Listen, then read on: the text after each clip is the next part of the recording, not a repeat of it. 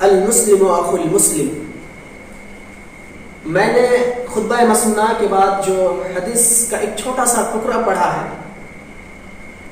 اسی کو میں مد نظر رکھتے ہوئے اپنا موضوع کا اختتام کروں گا انشاءاللہ. میں کئی دن سے بات سوچ رہا تھا کہ اس موضوع پر، آج جو موضوع مجھے ملا ہے، آج میں جس ٹاپک پر بات کرنے والا ہوں، میں اس موضوع پر کئی دنوں سے سوچ رہا تھا کہ میں بات کروں، لیکن موقع نہیں ملا. آج انشاءاللہ ہمیں وہ موقع ملا ہے. میرے عزیز دوستو، آج سیاست، راجنیتک صرف ہندوستان یا پھر کسی بھی کنٹری کے سیٹوں کو لے کر، عہدے کو لے کر نہیں ہے. آج یہ سیاست، یہ راجنیتک، میں اگر یوں کہوں کہ ہر گھر میں موجود ہے، ہر شخص میں آج یہ سیاست اپنا کام انجام دے رہی ہے، تو یہ غلو نہیں ہوگا. ارے ہمیں تو افسوس تب ہوتا ہے جب اگر معاشرہ کا جائزہ لیں تو آپ کو معلوم ہوگا کہ آج انسان چھوٹی چھوٹی باتوں کو لے کر لڑائے، چھوٹی چھوٹی باتوں پر لڑائی، ایسی باتوں پر یہ لوگ لڑائی کرنے لگتے، جھگڑنے لگتے، جس کی کوئی اصلیت ہی نہیں ہوتی، جس کا کوئی مقصد ہی نہیں ہوتا. جب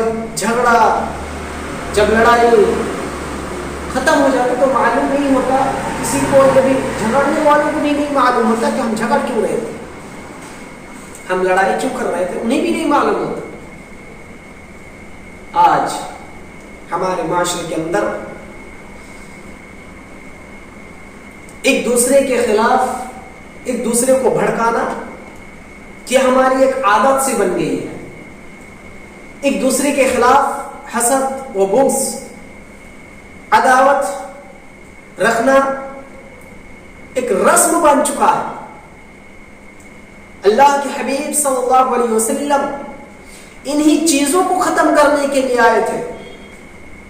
پیارے حبیب صلی اللہ علیہ وسلم نے ہمیں وہ درس دیا، ہمیں ایک دوسرے کے ساتھ مل جل کر رہنے کا حکم دیا، ہمیں ایک دوسرے کے ساتھ کندھوں سے کندھا ملا کر چلنے کے لیے کہا. لیکن افسوس، جس نبی نے پتھریں کھا کر ایک دوسرے کو جوڑنے کی بات کی، ایک دوسرے کو سمجھنے کی بات کی،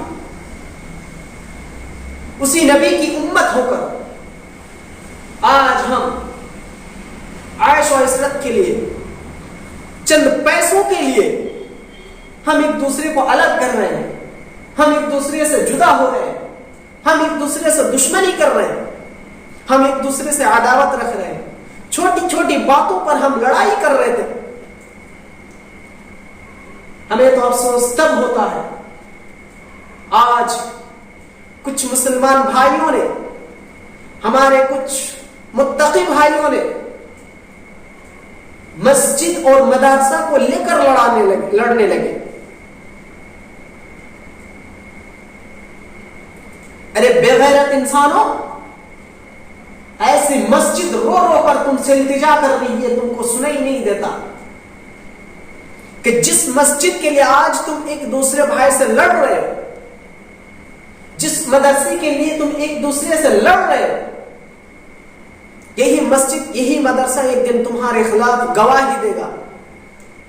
یا اللہ، اس بے غیرت انسان نے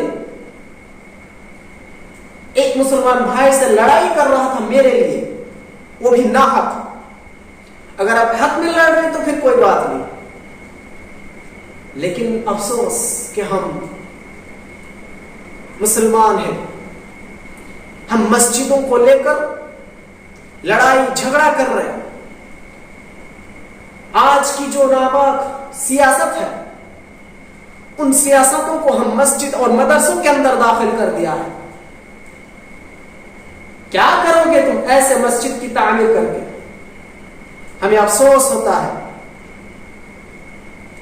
لوگوں کو دیکھتے ہوئے جن لوگوں کو اللہ رب العالمین نے علم بھی دیا ہے، انہیں علم بھی ہے، لیکن اس دنیا کی چند پیسوں نے اس نے اپنی غیرت کو بیچ دیا ہے.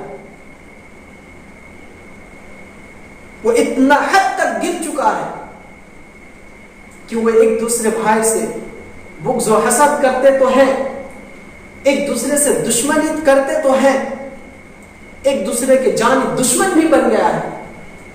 کیوں؟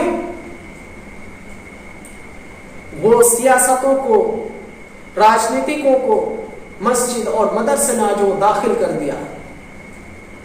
میں تو کہتا ہوں کہ اگر کسی مسلمان بھائی کا دل دکھا کر آپ اگر کسی سے لڑائی جھگڑا کر کے مسجد کی تعمیر کر رہے ہیں، میں کہتا ہوں کہ آپ مسجد کی تعمیر بھی نہ کریں، آپ سجدہ بھی نہ کریں، آپ مسجد میں جائیں بھی نہ.